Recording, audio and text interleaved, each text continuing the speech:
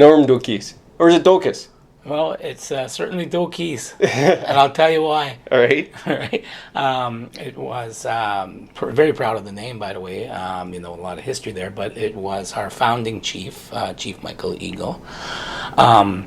And it was his nickname. So he was out guiding on Georgian Bay with Americans, and with his French accent, he was, getting excited, and he was saying, "Duckies, duckies, duckies." Yeah. And they laughed at him and teased him about his accent, basically, and the nickname stuck with him and morphed into, history and future and everything else. Yeah. Is he the one that signed the 1850? He signed the 1850 treaty. Yeah. Wasn't that a picture of his clan, or how did he sign that? I think he did sign fully as Dokis. And interesting you should ask that question, though, because you heard stories where some people put an X or they put a picture of their clan, right? Name. And what's more interesting is through the Robinson Treaty, basically, is they were obviously seeking out to have a treaty with the First Nations so they could, take resources off the land and everything else like that, right? And I wasn't sure. I'm not sure, but Dokis may never have been a First Nation if it wasn't for Dokis advocating so for himself. And he was lucky because his main fur trading partner was Alfred Thompson out of Penetang Machine, and who happened to be a lawyer and a judge. Yeah. And, okay. Yeah, and doing my historical research, I see Alfred Thompson as a witness on the treaty. So he had a very powerful ally. Oh, yeah. Cool. Yeah. Yeah, I mentioned the drawing of the clan because I'm pretty sure Shabagizik had a not a heron, but a Crane. crane. Yeah. Yeah. So Michael Eagle Dokis actually kept his fur trading ledger, as you might have seen some of my other presentations, where he did list those clans on the fur trading ledger. You were explaining that a little bit last year at this time, doing something with the third generation people on Chief Commando tour. Yeah. Right. Yeah. You did a good description of that. We actually met many moons ago at Canador. What year did you go there? Yeah, well, it would have been 1987, 1988. And I graduated in 87. I was started college that fall at 17 years old. And I was in journalism broadcast, and you were in journalism print. Yeah. And we met each other at that time. And I started the year before you in print because I was 21 in 1986. Yeah. And then I took a year off, worked in the president's office, saving up so I can go back the next year. Right. Yeah. Right. It was a lot of people going through those courses. Yeah, there was. It was a big course, and it was a tough course too. If you remember, I knew a lot of guys that they had a lot of fun and whatnot in the first year, but the second year they weeded people out, right? Yeah. And if you needed help, they put you into the arts and science program to get things going. Yeah. Interesting, and that's exactly what happened to me, right? Like I said, very challenging course. I think it was one of the hardest, or the hardest course. Especially coming out of high school at 17. Yeah. Like I had an advantage as a mature student. Yeah. Right. I had already tried two university, one university and another college before that. So I was on my third post-secondary by then.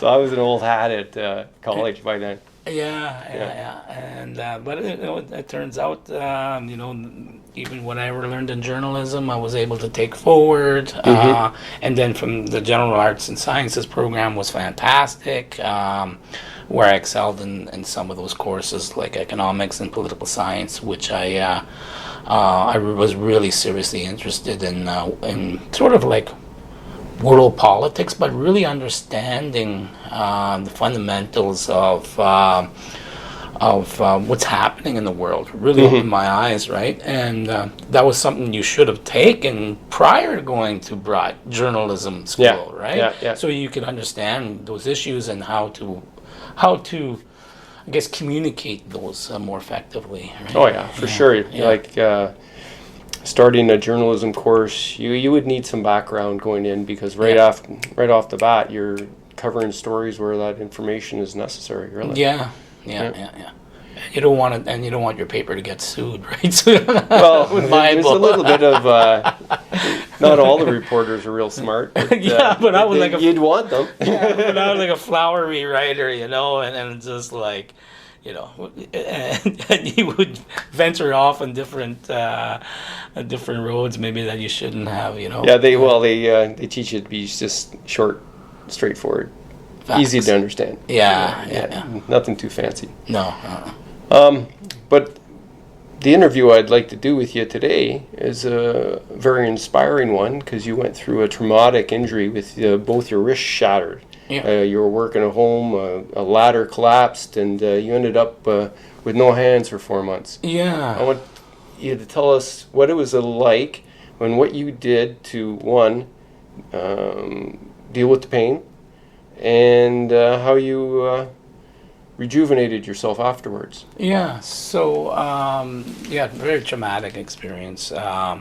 And when it happened, basically, and to describe it from my surgeon's point of view, right, is not just a light broken wrist injury.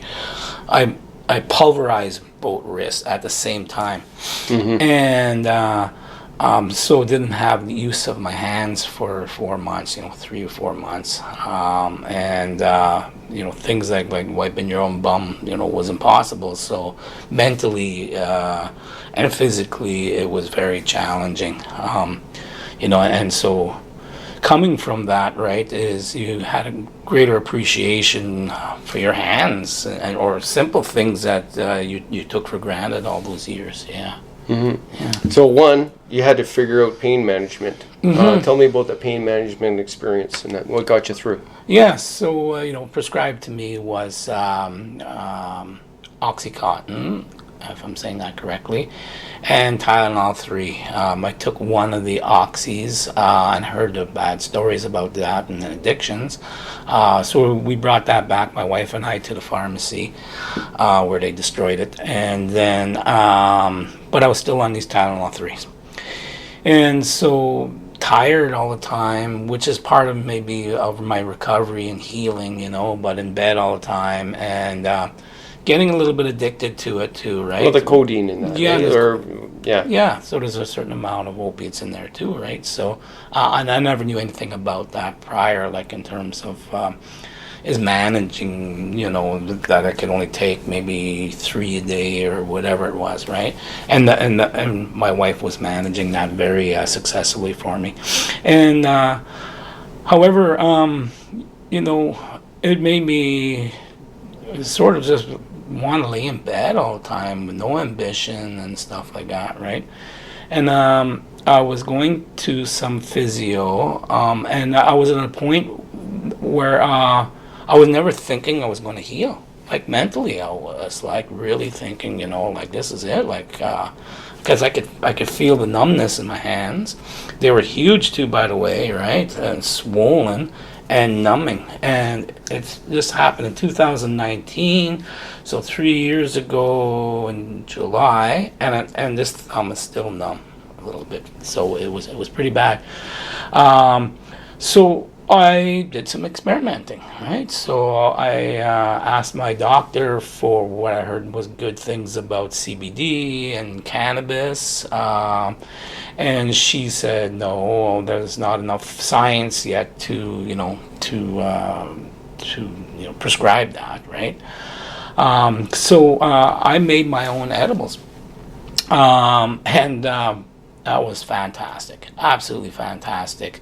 So I found myself being tired all the time, to number one, having great pain management, if we could call it that, creative, and not tired. Exact opposite of what I was going through. Yeah, you're like from being a couch slug to Yeah, living again. yes. Yeah. And so I would walk up and down this, where I lived, up and down this hill 5 times. And then I had a little trailer, basically, and I would carve anything I get my hands on. Right? And what got you onto the carving? The carving was, I guess, something I was interested in a little bit, but I haven't really did a lot. But I just there was a feeling there with the creativeness from the cannabis, I would say, and wanting to move my hands, even if it really hurt, like, you know, and the things that I was doing, you know, was. It was good therapy for the hands and the wrists and the arms and everything else, and more importantly, mentally, I was keeping myself busy, and then I was turning out, you know, little products and little paddles, and next thing you know, I just like developed a big inventory of carved rocks, stones, big paddles.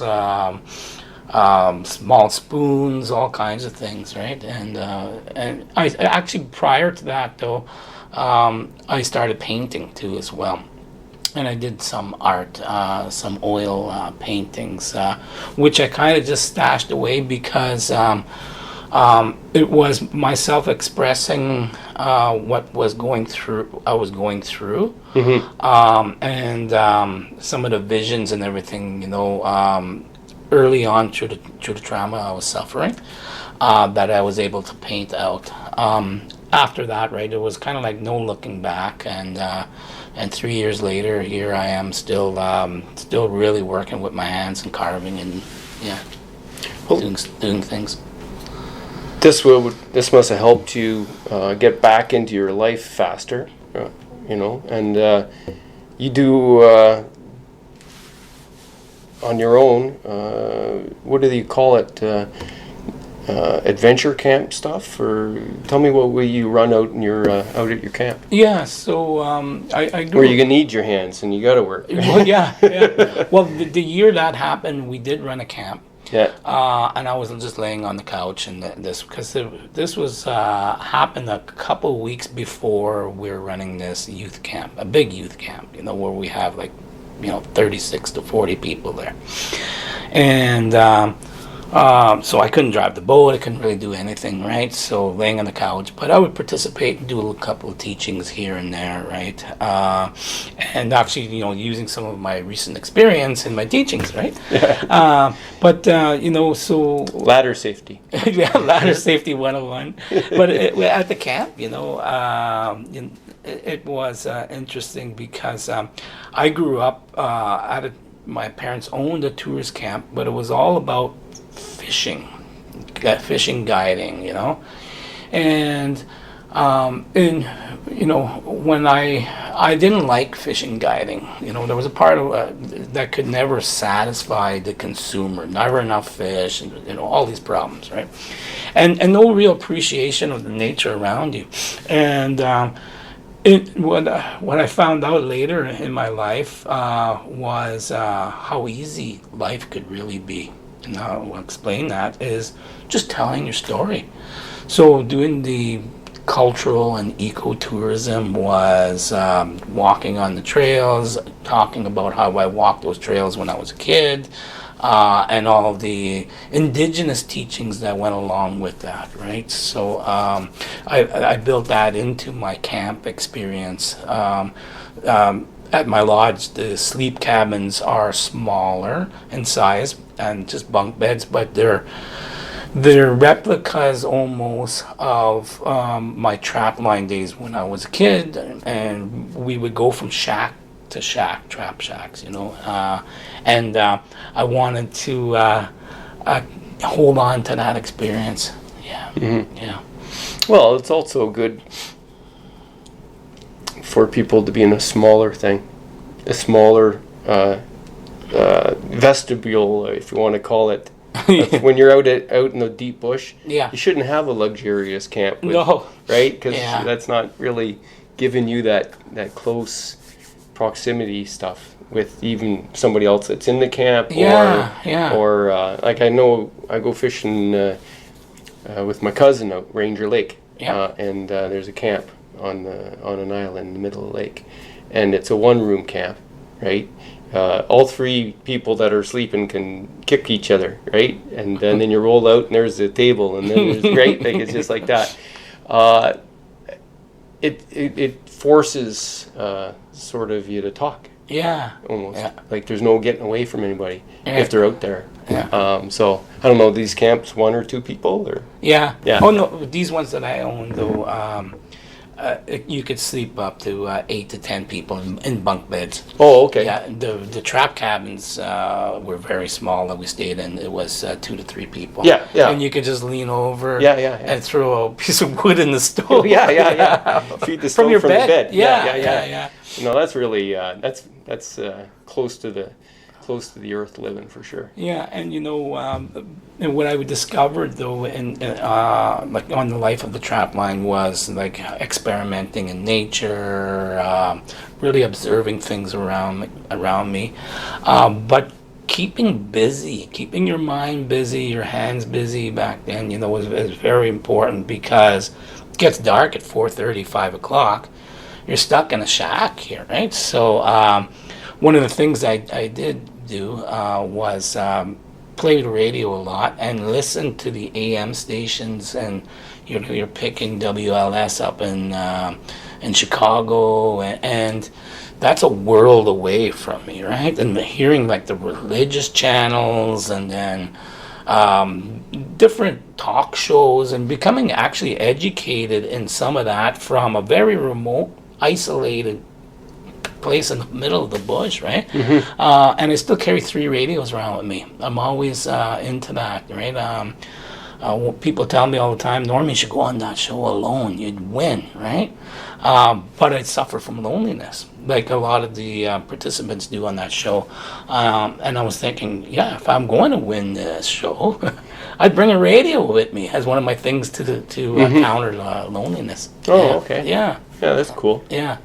So, the carving was good physically for getting your dexterity back. It was good mentally. Yeah. You got off the prescribed painkillers. You found something that worked. Yeah. And it was good for both your pain and your vitality, your emotion, your whatnot, right? Yeah, and in terms of addictions, right? I just the cannabis thing there was no addiction for me at all. It was just easy to quit after. Totally forgot about it. I can I smoke weed or eat cookies probably a little bit every day, a little bit every other day for sure. Yeah. I can go a week without even thinking about it. Yeah. It's not like the booze. Yeah. Like when I'm into some boozing. 3, 5 days, 7 days before I start feeling normal again. Yeah. Right? Yeah. Pot next day, whatever. You don't need it the same.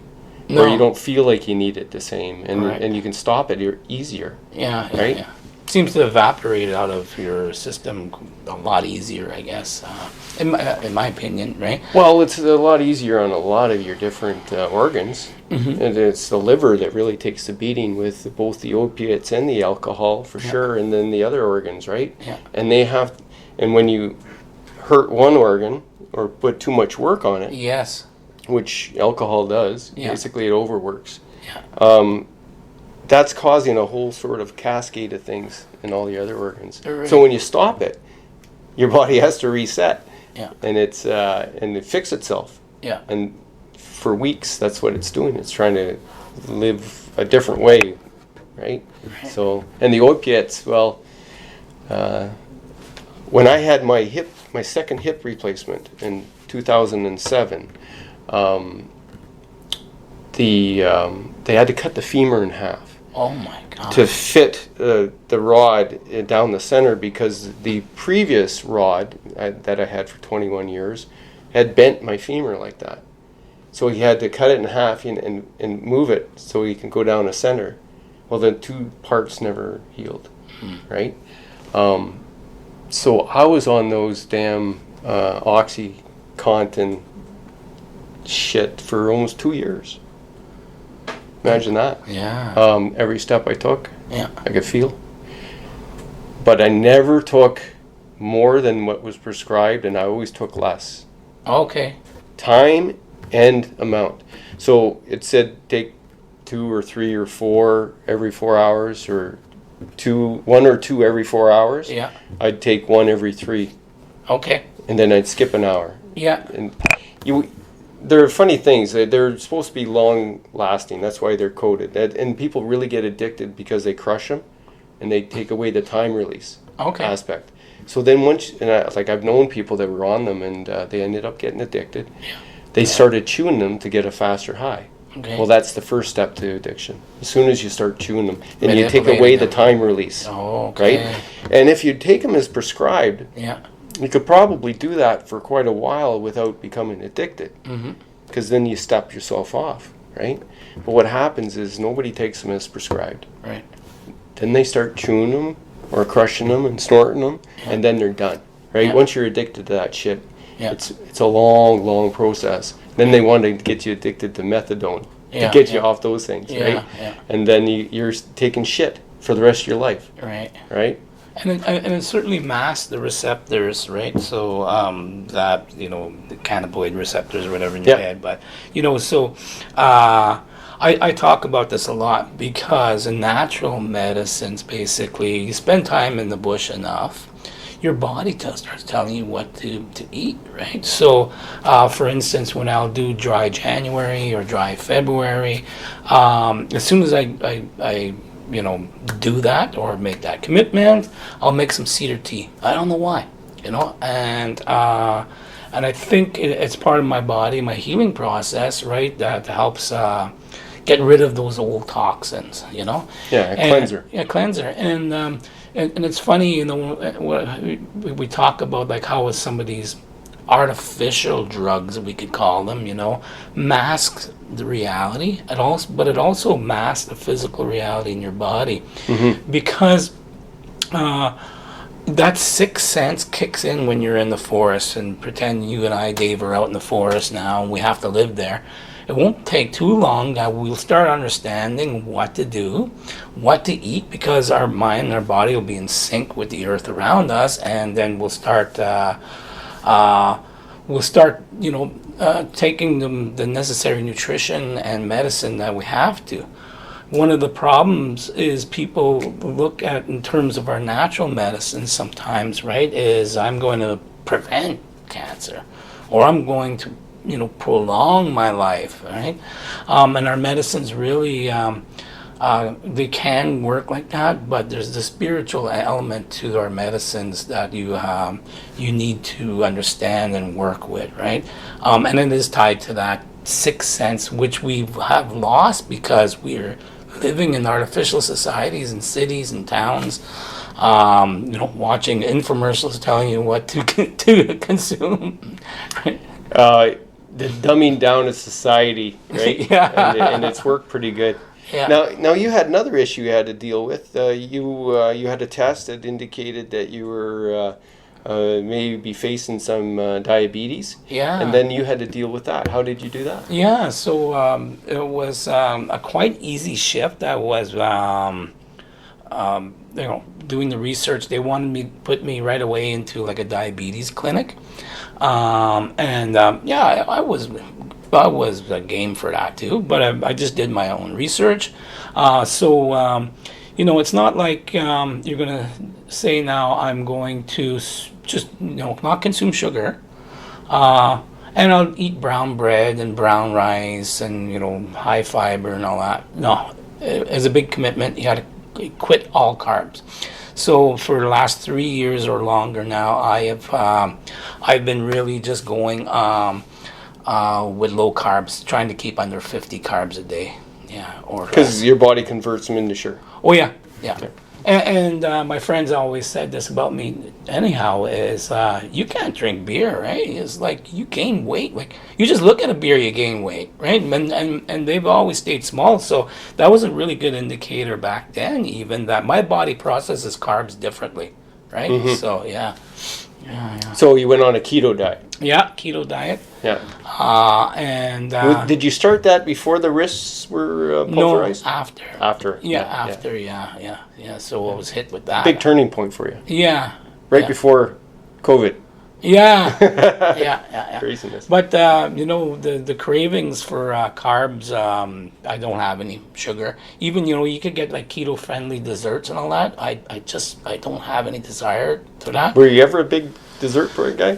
No, but I mean, I could probably eat a whole pie by myself if that was good, and that's one of the problems sometimes is, maybe binge eating on certain things, and it's like, I don't have a sweet tooth, but at Christmas I'll eat, half the Christmas cake or whatever, right? Yeah. And what did your doctor say when she helped you out too? I think didn't she? Yeah. So okay, now you're. She was way off base with the cannabis thing, but we'll let that's the industry, right? They're a little bit behind, but that's fine. Yeah. But how did she help you with this part? Well, I guess my next blood test was, hey, whatever you're doing, that's fantastic. Keep doing that, right? And I told her about the keto diet, and there was no warnings from her or the sort of, I'll call them associate doctors, about that. Whatever you're doing, just keep doing it. That's working great. Your sugar's way down, or and so it's just mind over matter, right? It's being resourceful and resilient, and and as Indigenous people, like we've always done that, right? And if I could go there for a minute, in some of our food sources was we picked up a lot of the European diet and made them our own, right? The scone and different, high fats and high carb foods, which sustain, voyagers and people for a long time, but really that's not our traditional diet, right? So we heard a good speaker one time, Indigenous guy, medicine helper person, who said, what our problem is? We got to get back to fast food. And shocked everybody. He says deer's fast, a rabbit's fast, a duck's fast, right? And it's so true. Yeah. And you can't just expect people to turn on a dime in terms of the way we've evolved with our diets historically, right? So, yeah, and they weren't good diets for the Europeans either. No. What you saw was the dead man, poor guy's diet. Those voyagers were just barely surviving. Yeah. They weren't traipsing through the bush there for the fun of it. Yeah. They that's the only thing they could do. Yeah. Right? Is that or join the army. Right. Right. And the army guys weren't fed very well either. No. Most of the people there were about malnutrition. Yeah.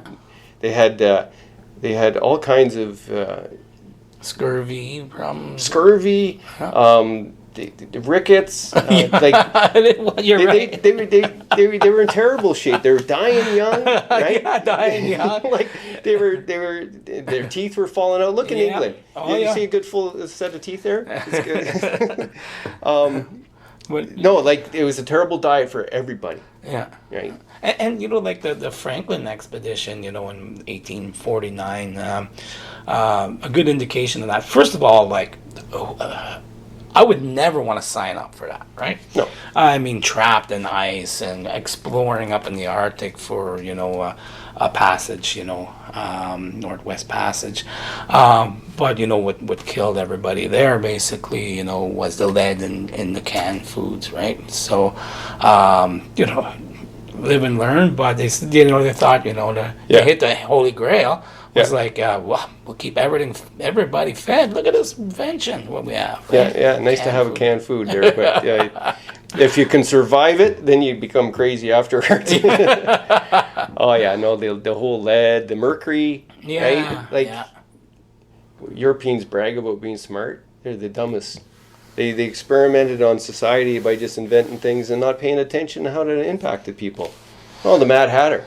Mm-hmm. Oh yeah, those hatters are all crazy. Yeah, well, maybe it's the mercury. Right? He's always working on the it felt. Well, one of the challenges, with this diet that I'm on, right, is bringing that diversity into it. And the wild foods do play a good role into that, right? And you're able to mix it in. But it's not long after that you're just treating food as a fuel, basically, and high fat for your brain, and things like that, right? And if you're looking back traditionally, how much carbs we would have eaten anyways back then, right? I mean, it was tough, to get basically starch in our diet a lot of times. Yeah, yeah. It was, a lot of high protein, high fat, traditionally, right? So, and you look at the way nature provides things on a diversity level, right? So, you go ice fishing, and you catch these herring, these Cisco, and you boom, boom, boom, you catch a ton of them ice fishing, and they contain niacin, vitamin B, very powerful medicine. If you're gonna do a lot of winter walking, climb Mount Everest, this is what the food you want to eat. The Creator provides that right at that perfect time, right?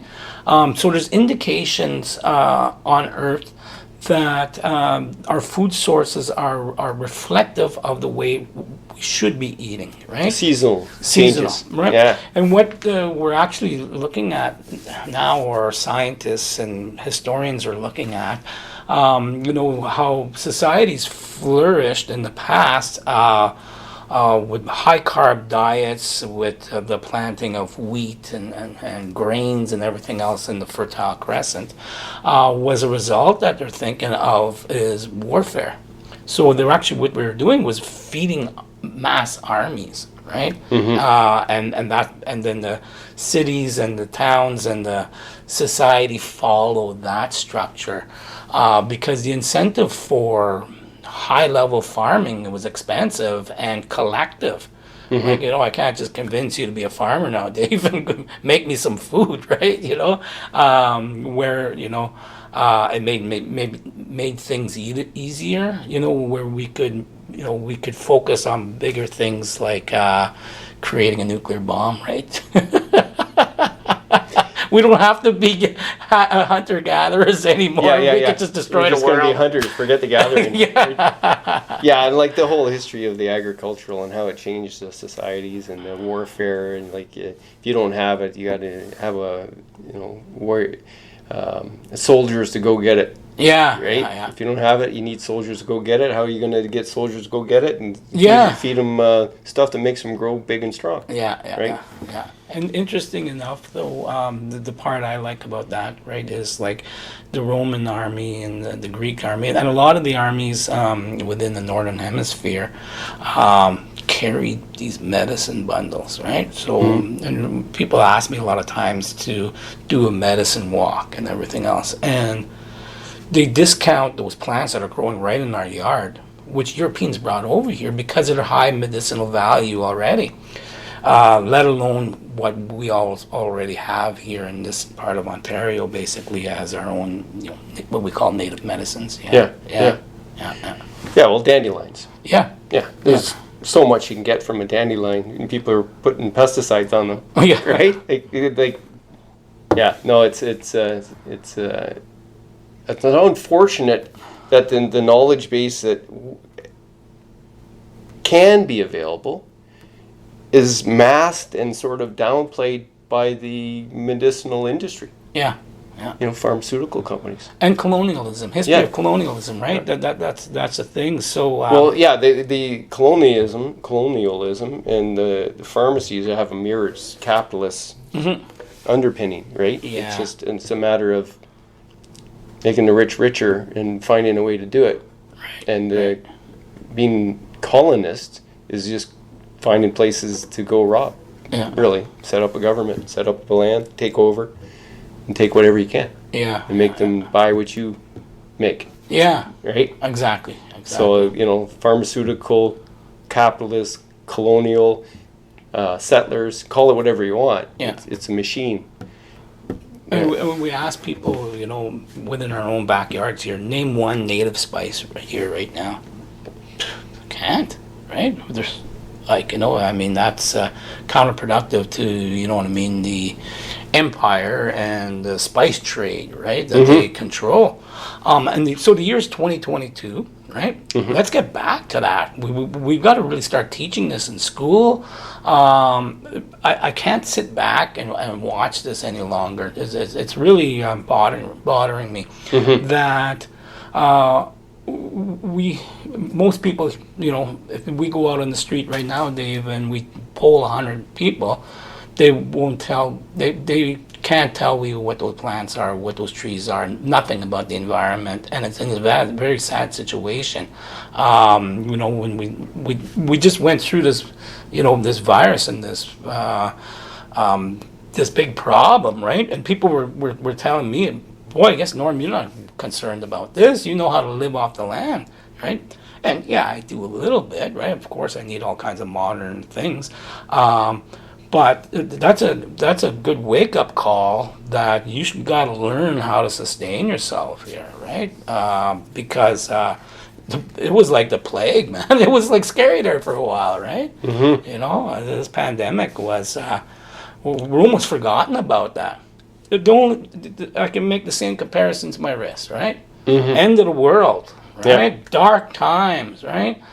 Coming out of that, still not taking my hands for granted, though. I'm working them and I'm keeping that memory, but sometimes I do forget, right? How it was to have no hands there for 3 or 4 months, right? It's almost like we have to have a regular sort of reminder of what's important and what's. It's okay.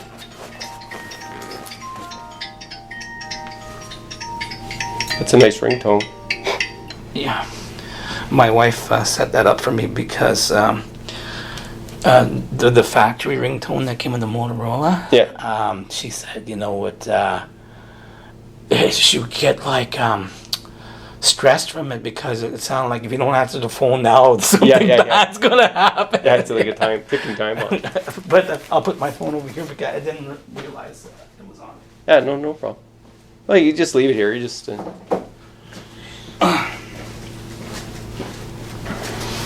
Yeah, so these big traumatic events like COVID, your wrists, my hip. Yeah. They're signals to us to get our shit together. Yeah. Right, and appreciate what we got. Right. And make changes so that you can start dealing with your own stuff yourself, because obviously it's quite possible that you'll have to. Yeah. Right? Yeah. Like my issue after the hip thing, the second hip replacement, and I was going through divorce, is pretty well the same kind of time. Right. Actually, the divorce came 2 years after, but it was percolating before, and we kind of had to stretch it out there while I was recuperating. After a couple years after that, I realized I was the leg wasn't healing. I was overweight. I was like 195. I had a girlfriend right after the separation, but then I didn't, and I was realizing I had to do something, and I just said, well, I'm gonna lose the weight, and I'm gonna start exercising more. I'm gonna let my leg heal by taking the weight off. Yeah. I ordered loads of logs. I ordered loads of sand. I ordered gravel, and I just did work with the core because I was having back problems. Okay. And I was told, and I found out through my research as well, and people telling me, strengthen up the core, you fix the back. Okay. Take the weight off, your leg can heal. Yeah. Pretty simple, eh? Yeah. No doctor's ever told me that. Oh, no. Not once. And I was just so dumb, I had to figure it out myself late in life. Yeah. Right? So I don't have hardly any back pain now because I've kept the weight off for almost 5 years now. And I'm pretty sure the leg healed as best as it could, considering. Yeah. I don't have that pain. Only on these damp, dark days do I feel it at all. Yeah. Right? So, and I haven't taken any Tylenol, Advil, or opiates. I just do my own cookies. right? Yeah. Little CBD, little THC. Yeah. And,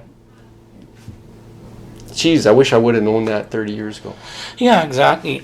there's things like that, right? Is you have to do your own research.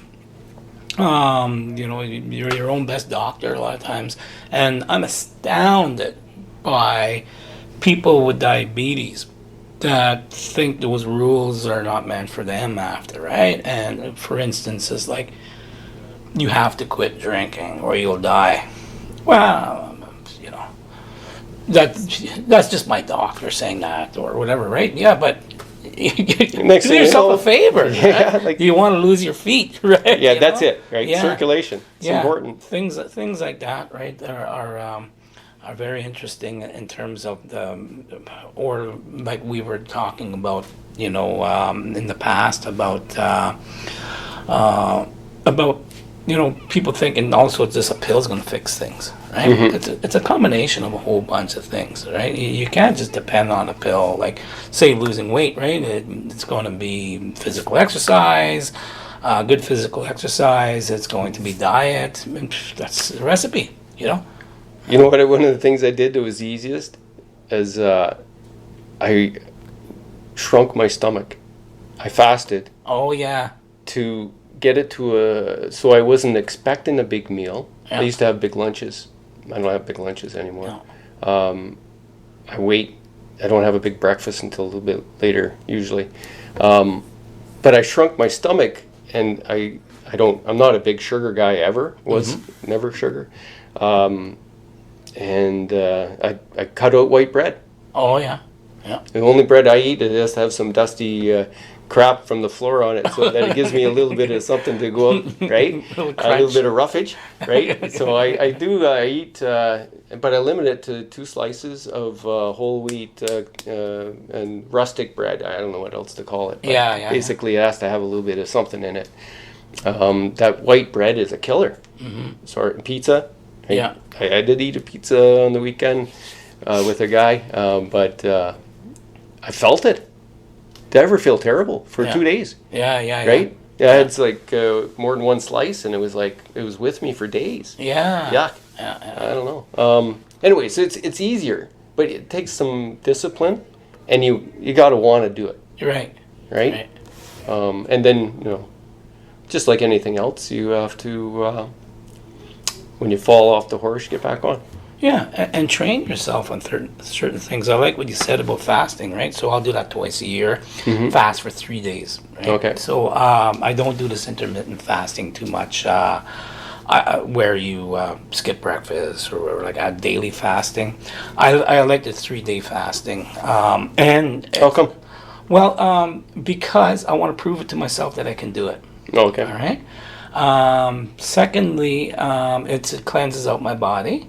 And helps with any potential diabetes that could, you can, anyways. Okay. Yeah. The offshoot about it, the other thing about it, and I don't want to talk about like drug addiction so much, is how fun it is. So the last time I fasted, I could walk around the grocery store and I'm not hungry at all. But I went, I walked to the grocery store and I just look at the food and then I walked down the mall. And laughed my ass off because your body is like, hey, you're dying a little bit, right? So these different things are kicking in. You're hallucinating a little bit. So it's one cheap drug. Yeah, it is. And I found it amusing and very interesting. What the brain does there, and how tries to trick you. Yeah. It's pretty cool. Yeah. So. Yeah, there's another being that lives inside us. I think that it allows us to do certain things, but if we go off course a little bit, it says no, we want that, right? And we're going to take over, right? Yeah. Yeah, but that's cool. No, and fasting for me was just taking a day off eating. I just wouldn't eat for a day. Yeah.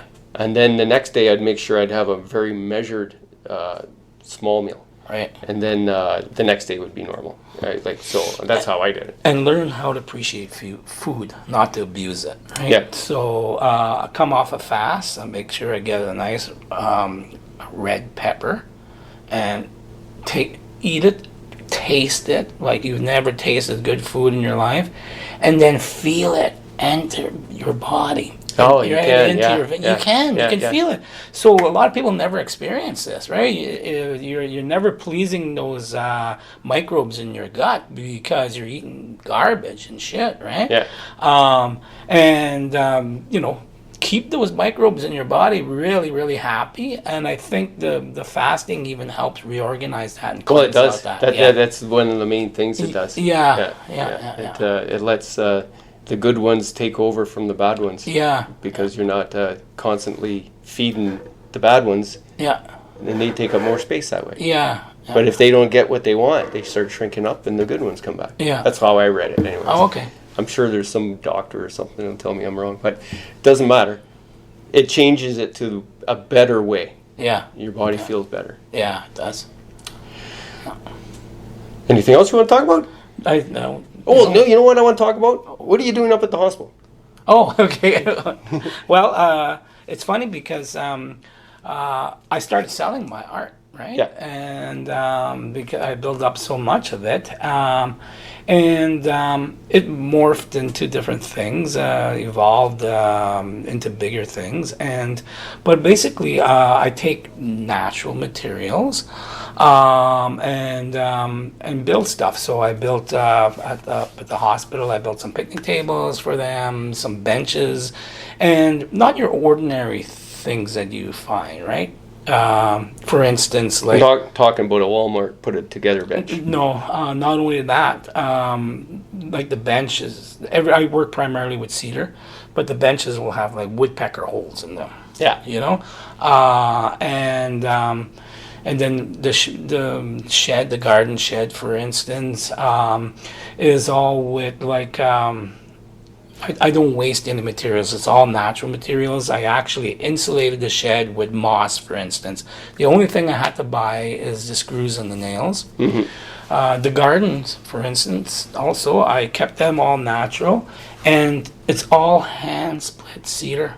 So just made like, when you talk about handmade, they're made handmade. Rustic. Rustic, and you try to limit the amount of machinery you're using, and not about the carbon footprint. It's just about the authenticity, being authentic. Yeah. And not feeding the corporate people, right? People want to build a house or whatever. You have to use all these man-made materials and all this stuff, right? But we're all surrounded here by wood. So we need to promote more of a wood culture, in my opinion, as well. Mm-hmm. And I wish we could start over on some things, right? Yeah. You know what really bugs me? Is when I see all these plastic things for kids. Playgrounds. Yeah. Backyards full of plastic. Yeah.